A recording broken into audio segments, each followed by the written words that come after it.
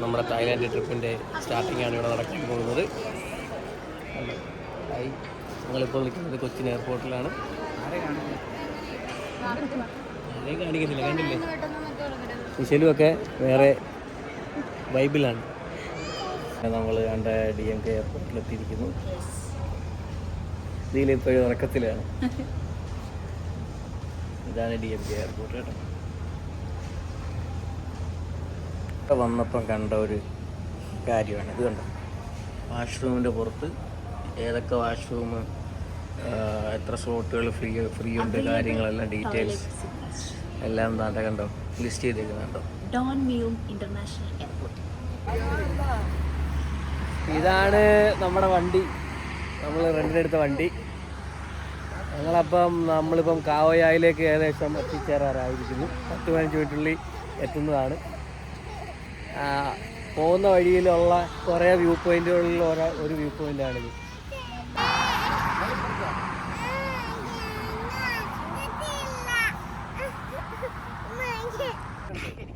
ഇവിടെ എടുത്തു പറയേണ്ട കാര്യം ഇവിടുത്തെ റോഡിൻ്റെ ക്വാളിറ്റിയാണ്. റോഡൊക്കെ പണിഞ്ഞിട്ടേക്കുന്നുണ്ടോ. ഇതൊരു നല്ലൊരു ഫോറസ്റ്റിനകത്തൂടെയാണ് നമ്മൾ പോകുന്നത്. ആ ഫോറസ്റ്റിലെ റോഡിൻ്റെ നീറ്റ്നെസ് നോക്കിക്കേ. വിശല് കണ്ടോ, എൻജോയ് ചെയ്തുകൊണ്ടിരിക്കുന്നുണ്ടോ. അങ്ങനെ നമ്മളിപ്പം ഏകദേശം കാവയായുടെ പകുതി ഏരിയയിലെത്തിയിട്ടുള്ള ഒരു വ്യൂ ആണ് ഈ കാണുന്നതൊക്കെ.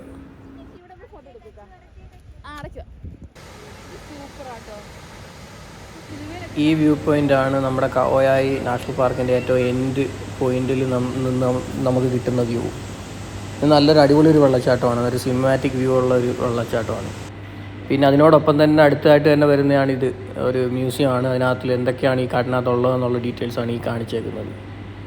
ആയിരുന്നു നമ്മുടെ റിസോർട്ട്. നമ്മളിപ്പം കാണിച്ചുകൊണ്ടിരുന്ന കാവയായി നാഷണൽ പാർക്കിൻ്റെ എക്സിറ്റ് ഗേറ്റിൽ നിന്നും വളരെ അടുത്താണ് ഞങ്ങൾ ഈ എടുത്ത റിസോർട്ട്. ഞങ്ങൾ കാവയായി നാഷണൽ പാർക്ക് മൊത്തത്തിൽ എക്സ്പ്ലോർ ചെയ്തിട്ടുണ്ടെന്നൊന്നും ഞങ്ങൾ അവകാശപ്പെടുന്നില്ല. കാരണം എന്താണെന്ന് വെച്ചാൽ ഓൾറെഡി കാവയായി നാഷണൽ പാർക്കിൻ്റെ ഉള്ളിലേക്ക് കയറിപ്പോയി കഴിഞ്ഞാലാണ് നമുക്ക് ആ ഫോറസ്റ്റിനകത്തുള്ള ആനിമൽസിനെയും കാര്യങ്ങളൊക്കെ കാണാൻ പറ്റുന്നത്. ജസ്റ്റ് ഒരു ഔട്ടർ ഏരിയയിൽ നിന്നുകൊണ്ട് നമ്മൾ കണ്ടെന്നേ ഉള്ളൂ. കാരണം ഞങ്ങൾ ഓൾറെഡി ഫ്ലൈറ്റ് ലാൻഡ് ചെയ്തത് 5 o'clock മോർണിംഗിനായിരുന്നു. അപ്പോൾ അതിനുശേഷം ഡയറക്റ്റ് ഉറക്കമില്ലാണ്ട് ഡയറക്റ്റ് നമ്മൾ യാത്ര പുറപ്പെട്ട് ഏകദേശം 4 മണിയോടുകൂടിയായിരുന്നു അത് എൻഡ് ചെയ്ത് നമ്മൾ ഈ ഒരു 6 മണി 7 മണി ടൈമിൽ നമ്മൾ ഈ റിസോർട്ടിലേക്ക് എത്തിച്ചേർന്നത്. അപ്പോൾ അത്രയ്ക്ക് ടൈറ്റ് ഷെഡ്യൂൾ ആയതുകൊണ്ട് ഞങ്ങൾ മാക്സിമം ഒരുപാട് എക്സ്പ്ലോർ ചെയ്യാനുണ്ട്. കറക്റ്റ് പറഞ്ഞു കഴിഞ്ഞാൽ ഒരു 1 day മൊത്തത്തിൽ രാവിലെ എണീറ്റ് പോയിട്ട് എക്സ്പ്ലോർ ചെയ്യാനുള്ള ഒരു സ്ഥലമാണ് ഈ കാവയായി എന്ന് പറഞ്ഞാൽ. ഇത് കാവയായിൽ നിന്നും ബാങ്കോക്കിലേക്ക് പോകുന്ന വഴിക്ക് നമ്മൾ റോഡ് സൈഡിൽ കയറിയ ഒരു റെസ്റ്റോറൻ്റാണ്. ഈ റെസ്റ്റോറൻറ്റിൽ ഭയങ്കര വെറൈറ്റി സാധനങ്ങൾ ഒരുപാടുണ്ട്. പിന്നെ ഞങ്ങൾ ഇതേപോലെ ഈ ലിച്ചിയുടെ ഒരു ഡ്രിങ്കും ഒരു കരിക്കിൻ്റെ ഡ്രിങ്കും പിന്നെ ഫ്രൈഡ് റൈസും അങ്ങനെയുള്ള നമുക്ക് കഴിക്കാൻ പറ്റുന്ന ഹലാലായിട്ടുള്ള സാധനങ്ങൾ മാത്രമേ കഴിച്ചിട്ടുള്ളായിരുന്നു. ഏറെക്കുറെ വേണ്ട ബാങ്കോക്ക് സിറ്റിയുടെ അടുത്തേക്ക് എത്തിക്കൊണ്ടിരിക്കുന്ന ഒരു വ്യൂ ആണ് ഈ കാണുന്നത്. പിന്നെ ഞങ്ങൾ ചാവപ്രായ റിവറിൽ പോയി. ചാവപ്രായ റിവറിൽ കൂടെയുള്ളൊരു ബോട്ട് റൈഡാണിത് നമ്മൾ ഈ കാണുന്നത്. ഇതൊക്കെ വളരെ ബഡ്ജറ്റ് ഫ്രണ്ട്ലിയാണ്. ഇത് നമുക്ക് ചാവപ്രായ റിവറിൽ കൂടെയുള്ളൊരു യാത്രയാണ്. ഇത് ഒരുപാട് ചരിത്ര പ്രസിദ്ധമായ ഒരു റിവറാണിത്. ഇതിൻ്റെ സൈഡിൽ തന്നെ ഉള്ളൊരു ഏരിയ ആണ്. അവിടെ ഒരു ഇന്ത്യൻ റെസ്റ്റോറൻ്റ് ഉണ്ടായിരുന്നു. ആ ഇന്ത്യൻ റെസ്റ്റോറൻറ്റിൽ നിന്നാണ് ഞങ്ങൾ അന്നത്തെ രാത്രിയത്തെ ഡിന്നർ ഞങ്ങൾ കഴിച്ചത്. കണ്ട ഇന്ത്യൻ മീൽസാണ് ഉള്ളത്, പനീർ. പിന്നീട് അവിടെ നിന്ന് ഞങ്ങൾ ഡയറക്റ്റ് പോയത് പാറ്റ്മോങ് നൈറ്റ് മാർക്കറ്റിലേക്കാണ്. ഇതൊരു നമ്മുടെ സരോജിനി മാർക്കറ്റൊക്കെ പോലത്തെ, ഡൽഹിയിലെ സരോജിനി മാർക്കറ്റൊക്കെ പോലത്തെ നൈറ്റ് മാർക്കറ്റാണ്. ഇവിടെ സാധനങ്ങളൊക്കെ വളരെ ചീപ്പ് റേറ്റിന് കിട്ടും. ഞങ്ങൾ ചുമ്മാ ജസ്റ്റ് ഒന്ന് എക്സ്പ്ലോർ ചെയ്തു, ജസ്റ്റ് ഒന്ന് നടന്ന് കണ്ടു. പിന്നെ അതിനുശേഷം നമ്മുടെ റൂമിലേക്ക് എത്തി. ഇതായിരുന്നു നമ്മുടെ ബാങ്കോക്കിലെ റൂം. അവിടെ ദിലു കിടന്ന് വൈബടിക്കുന്നുണ്ടോ, എടുക്കാനെന്ന് പറയുകയാണ്. ഇതാണ് 3rd day of Thailand trip. നമ്മൾ പോകുന്ന സ്ഥലമാണ് safari park and safari world. ഇതിൻ്റെ ഒരു മേജർ പ്രത്യേകത എന്താണെന്ന് വെച്ചാൽ നമ്മൾ ഒരു റോഡിലൂടെ ഓടിച്ചുകൊണ്ട് പോകും. റോഡ് സൈഡിൽ മൃഗങ്ങളൊക്കെ കാട്ടിൽ ജീവിക്കുന്ന പോലെ തന്നെ സ്വസ്ഥമായി ജീവിക്കുന്നു. നമ്മുടെ അടുത്ത് ഗ്ലാസ് താക്കരുതെന്ന് പറഞ്ഞേക്കും. നമുക്കിങ്ങനെ റോഡ് സൈഡിൽ മൃഗങ്ങളൊക്കെ നിൽക്കുന്ന മാതിരി കണ്ടിട്ടിങ്ങനെ ലൈവ് വ്യൂവിൽ നമുക്ക് കണ്ട് പോവാം. ഇത് സീബ്രയും മാനും ഇതെല്ലാം ഒരുപാട് നമ്മൾ കണ്ടിട്ടുള്ള സൂകളിൽ വെച്ചിട്ട് ഏറ്റവും കൂടുതൽ ഞാൻ മൃഗങ്ങളെ ഏറ്റവും കൂടുതൽ കണ്ടിട്ടുള്ളൊരു സൂ ഇതാണ്. അതുപോലെ അതിനെ അറേഞ്ച് ചെയ്ത് വെച്ചേക്കുന്നതിനും ഒക്കെ ഭയങ്കര അടിപൊളിയായിട്ടാണ്. ഇതൊരു മസ്റ്റ് വിസിറ്റ് പ്ലേസ് ആണ് ബാങ്കോക്കിൽ പോവുകയാണെങ്കിൽ. അതൊന്ന് മണ്ടക്കോട്ട് വീണാ മതി. നടക്കുന്ന വേണോ?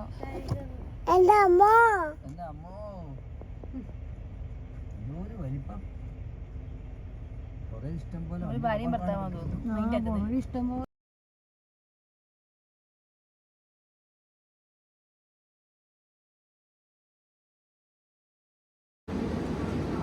ഇത് ഞാൻ ജസ്റ്റ് തായ്ലാൻഡിലെ ഒരു സൂപ്പർ മാർക്കറ്റിൻ്റെ ഉള്ളിൽ കാണിക്കാൻ വേണ്ടിയിട്ട് എടുത്തതേ ഉള്ളൂ. ഇതൊരു 7-Eleven എന്ന് പറയുന്നൊരു സൂപ്പർ മാർക്കറ്റിൻ്റെ ഉൾവശമാണ്.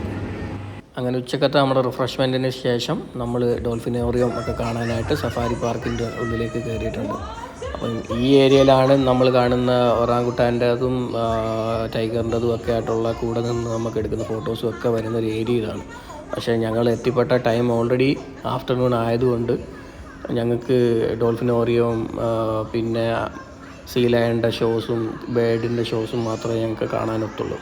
അപ്പം നിങ്ങൾ വരുന്ന ടൈമിൽ നിങ്ങളോട് എനിക്ക് റെക്കമെൻഡ് ചെയ്യാനുള്ള നിങ്ങൾ ഇതിൻ്റെ ടൈമിങ് നോക്കിയിട്ട് ഒരു സഫാരി പാർക്കും സഫാരി വേൾഡും കാണാനായിട്ട് തന്നെ ഒരു 1 ഡേ ട്രിപ്പായിട്ട് നിങ്ങൾ പ്ലാൻ ആക്കണം. അത് ആ ടൈമിങ്ങിന് രാവിലെ എത്തിയിട്ട് ഒരു മിനിമം ഒരു 9 മണി 9:30 10 മണി ടൈമിലെങ്കിലും നിങ്ങൾ സഫാരി പാർക്കിനുള്ളിൽ കയറണം. അങ്ങനെയാണെങ്കിൽ നിങ്ങൾക്ക് ഈ ടൈഗറിനോടൊപ്പം ഉള്ള ഫോട്ടോസും ബാക്കി കുറേ നിങ്ങൾ വ്ളോഗർമാരിടുന്ന കുറേ സാധനങ്ങൾ നിങ്ങൾക്ക് കാണണമെങ്കിൽ ആ ടൈമിങ്ങിന് വന്നാലേ പറ്റത്തുള്ളൂ. ഇതിപ്പം നമ്മൾ ഫാമിലി വേവിൽ വന്നതുകൊണ്ട് ഞങ്ങൾക്ക് മെയിൻ ഞങ്ങളുടെ ഫസ്റ്റ് പ്രയോറിറ്റി എന്ന് പറഞ്ഞാൽ പിള്ളേരുടെ ടൈമിംഗ് അനുസരിച്ചാണ് ഞങ്ങളുടെ പ്ലാനിങ് പോകുന്നത്. അതുകൊണ്ടൊരു ഫിക്സ്ഡ് ടൈമിങ്ങിലോ ഒന്നുമല്ല കാര്യങ്ങൾ ഡീൽ ചെയ്യുന്നത്. നമുക്ക് സന്തോഷമുള്ള രീതിയിൽ നമ്മുടെ സൗകര്യം പോലെ ഇറങ്ങിത്തിരിക്കുകയാണ് ചെയ്യുന്നത്. അതുകൊണ്ട് തന്നെയാണ് നമ്മളൊരു പാക്കേജ് എടുക്കാതെയും വന്നത്. ഒരു പാക്കേജ് എടുത്തിട്ട് വരുമ്പോൾ നമുക്ക് ഈ പാക്കേജ് നടത്തുന്ന ആൾക്കാരുടെ ഒരു പ്ലാനിങ്ങിനനുസരിച്ച് അവരുടെ പുറകെ നടന്ന് ടെൻഷൻ അടിച്ച് ഓടേണ്ടി വരും. ഇതിപ്പം നമ്മുടെ പ്ലാനിങ് അനുസരിച്ചാണ് ഓടിയേക്കുന്നത്. ഇതാണ് നമ്മുടെ 4th ഡേ ഓഫ് ബാങ്കോക്ക്. ഇത് നമ്മൾ വെള്ളിയാഴ്ച പള്ളിയിൽ കൂടിയതിൻ്റെ ഫോട്ടോ ആണ് നിങ്ങൾ നേരത്തെ കണ്ടത്.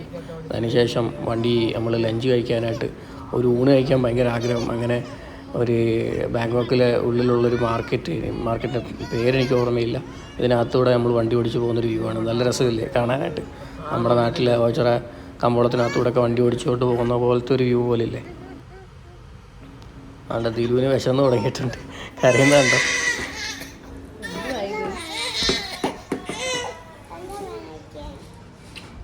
അപ്പോൾ ഇപ്പോൾ ഈ നിൽക്കുന്ന സ്ഥലത്തിൻ്റെ പേരാണ് ട്രെയിൻ മാർക്കറ്റ്. ഇതൊരു നൈറ്റ് മാർക്കറ്റ് തന്നെയാണ്. കുറച്ചുകൂടെ പോഷ് ഏരിയ ആണ്. കുറച്ചുകൂടെ ഫോറിനേഴ്സും എക്സ്പാറ്റ്സുകളും ഒക്കെ എത്തുന്നത് ഈ ഏരിയയിലാണ്. ഇവിടെ ഒരുപാട് ഫുഡ് നമുക്ക് എക്സ്പ്ലോർ ചെയ്യാൻ പറ്റും. ഇവിടുത്തെ തനതായിട്ടുള്ള കുറേ ഫുഡ് ട്രഡീഷൻസ് നമുക്ക് കാണാൻ പറ്റും. കുറേ ആൾക്കാരായിട്ട് നമുക്ക് ഇൻട്രാക്ട് ചെയ്യാനും പറ്റുന്നൊരു സ്ഥലമാണ്.